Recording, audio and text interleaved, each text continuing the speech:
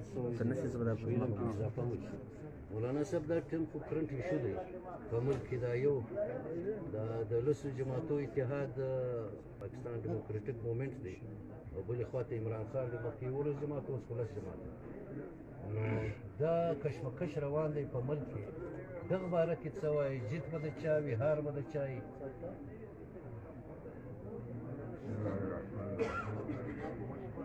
د ده په باره کې زه په کراچي او په حق کې موږ د یو ملګري په ځای باندې د 3 سوالونه ما ته کول. نو ما ورته پی ډي ایم او اسټابلیشمنټ دا په دواړه د مچنې د دوو خولو کار کردار ادا کوي د ملک د متولو لپاره د ماحول د جوړولو. نو یو خو یې دغه کار. دوم کار دا دی چې دا مخاصمت د اصولو نه دی، دا د مفاهمت لپاره دی. دا کم سره ټول شوي دي د ده هر یوه خپله ورکه سوي د ورسو یوه ده چې کوم یوه خپله ورکه منده که په هغه بل یې اړه نشته. درېیمه خبره دا دی چې په زموږ ملګری ملا اسحاق علي جنت ځای کې ډول به د مزدورانو مظاهره و، بیا به په زوره نارې کړل اجرت بڑھا ورنه. نو چې دا ورنه باندې به ډېر زور ورکړ. نو آخر هغه ورته وویل چې ورنه به کیا ہوگا، ولې په دې شي کې ګزاره کوي.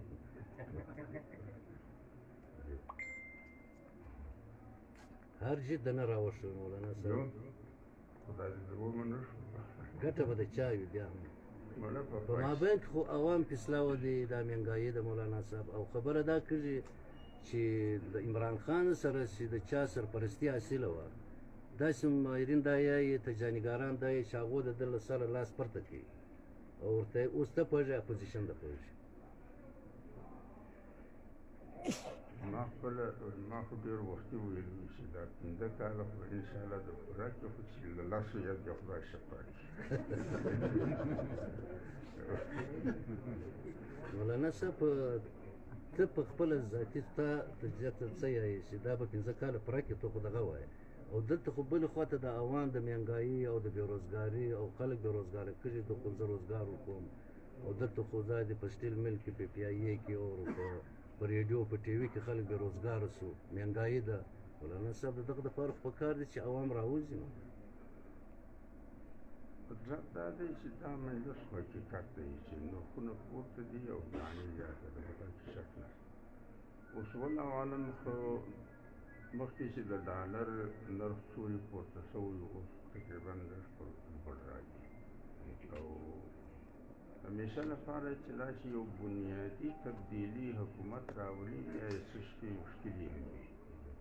نو د دوی وینا دا ده، اوس به انتظار ورته کوي چې ورته څه نتیجه یې ووایي. خو لږ خامخا چې کمای په نرخو کې را روان دي، په ګره کې یا په اوړو کې په دغو کې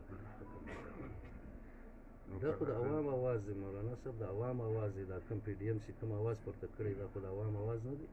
نو د پی ډي ایم په میثاق کې خو دا دی چې موږ به عدلیه ازادوو، موږ به الیکشن کمیشن ازادوو، موږ به پریس ازادوو. نو تاسې هم په فعال دی چې دغه مجلسونه د خلکو د غولیدو لپاره دي او که واقعتا د ازادېدو لپاره دي. دوی به د الیکشن کمیشن څنګه ازادوي؟ دوی به جلا خپل الیکشن کمیشن تشکیل کړي. نو چې د الیکشن کمیشن چیرمن څوک مقرر کوي او هغه خلک به مقرر کوي چې دا دی زه ځینې ازادوم. دا عدلیه به څنګه دی ازادوي؟ نو عدلیه خو به د حاجیجان خو هغه څوک لګوي. مولانا صاحب ستاسو قاید د دې پی ډي ایم مشر دی، سربراه دی. ستاسو قاید د دغه پی ډي ایم مشر دی، سربراه دی. نو سوال دا دی چې اوس دی په خپله سلیکټډ دی، دی عمران خان ته یې ته سلیکټډ دی. هغه د چړونې او د کوزۍ واله ده. نو کوزۍ و چړونې ته ولې نه مچي شي، هغې ورته ولې یم چړونې ورته ولې، هغې ولې پر ما خو دا بس وایي دي ته کار ورته ولې ته نه ګورې. نو مولانا په خپله خو هم دا وایي چې په ملایانو یې درواغ شروع صاحب ګل صاحب صاحب دغه خبره ده. دا اختلاف خو بیا واضح دی، بیا خو له جماعت علما اسلام سره پی او جماعت علما اسلام پاکستان دا خو اختلافات بیا ښکاره دی، ظاهره دی اوس ښکاره دی. موږ یې دروغ مه وایه، د دوی دروغ دی اوس په هغې کې پټه کیسه خو نه ده. مولا صاحب نو بیا خو اعلانیه یو ګروپ جلا کړی او څه وکړه؟ د ګروپ څه خو جماعت زموږ دی مړه څنګه ګروپ جلا کړی؟ میړه قبضه پر کړي د اوس پر کور د قبضه وکړي قبضه د دغه دپاره بیا خو جدوجهد په کار دی، بیا خو کارکونان جدوجهد خو دا د په شروع یې دا اوس دغه جدوجهد نه دی، دا یې خو دغه جدوجهد اچھا د مولانا ملګریو ته ویایم چې جماعت د ملګریو دی، د چا جاګیر نه دی. که څوک دغه خوبونه ویني هغه خطا دي. البته رابطه په مابین کې برقرار او جاري ساتل ضروري دي.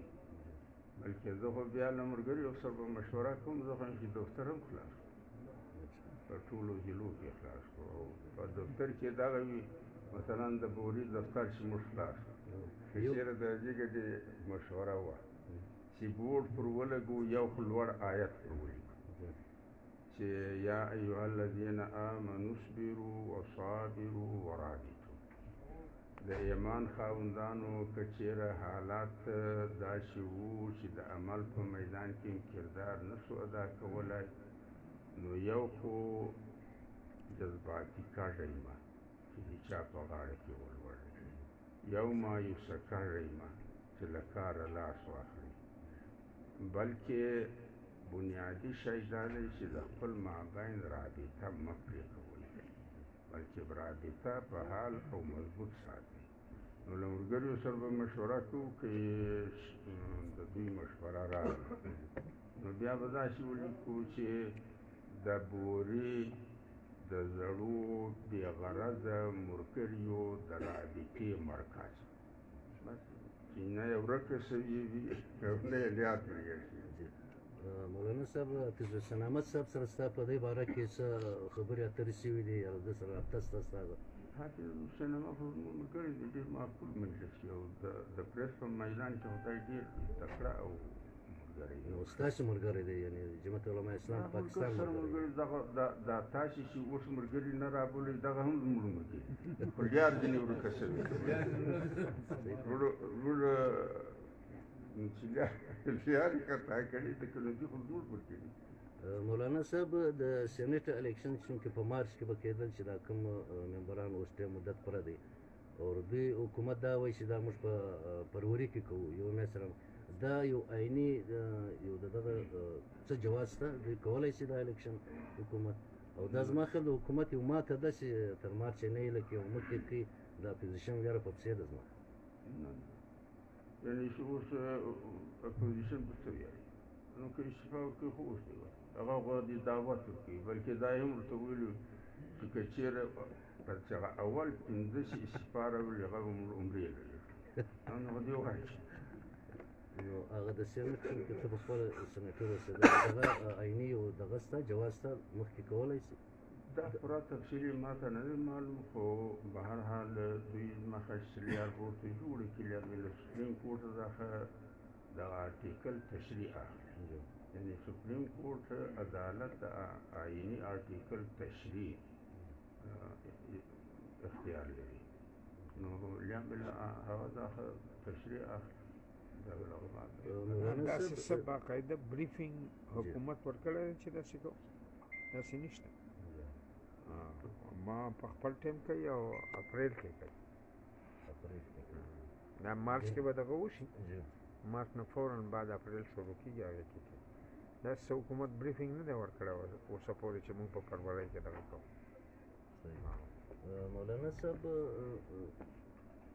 داسې وایي چې د بیروني داسې دباو شته پر موجوده حکومت باندې، یعنې څه اسلامي ملکونه هم دي امریکا به شمول چې اسرائیل به تسلیموي، واقعي ستاسو په علم دا دی چې د اسرائیل تسلیمول دا یو بین الاقوامي مسله ده.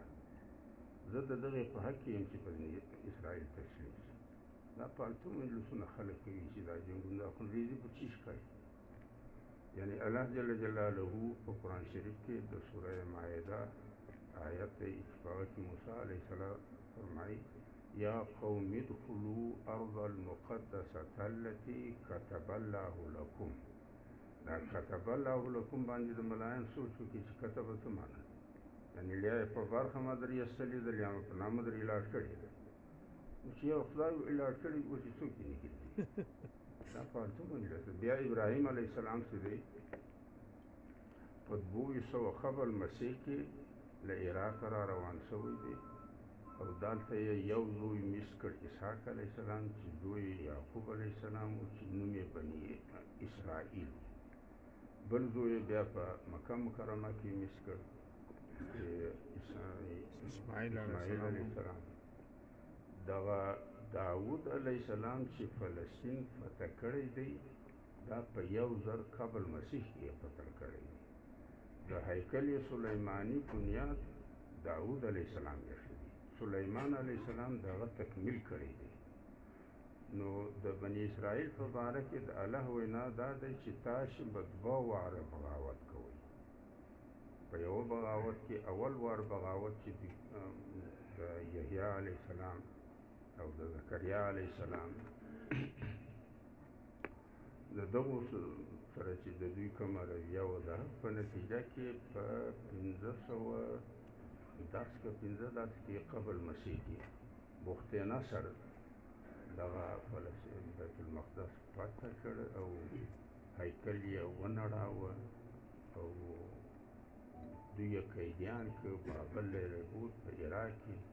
له هغه بعد بیا د ایران 3 باچهان، یو ذوالقرنین چې خورس په تاریخ کې ورته وایي، یو دارا، یو ارتخشش. دغو 3 باچهانو په خپل دوران د حکومت کې بیا بني اسرائیل د بابل او د عراق له قید را آزاد کړ او بیرته په فلسطین کې ایستل. 2م بغاوت شورش چې بني اسرائیل کړی دی هغه بیا د عیسی علیه السلام سره په 80 مسیحي کې بیا د روم گورنر ټایټس دوی له دغه ځایه څخه بېځایه کړ، تر نن پورې ورک. علماء کرام ته په قرآن کریم کې حافظ صاحب صاحب یاد دي الا بحبل من الله وحبل من الناس، یعنی ضربت علیهم الذلة والمسکنة ضربت علیهم الذلة والمسکنة وباءوا بغضب من الله الا بحبل من الله وحبل من الناس. الله جل جلاله فرمایي چې بیا به د رب و بیرته ته اړوئ یاستئ چې پوره مؤمنان شئ، بیا به د بندګانو همسایګان یاست. په اوله همسایګۍ کې ایران خلاص کړي، په 2مه همسایګۍ کې انګریز خلاص کړي. په دا کې دي چې بیا چې څه وخت په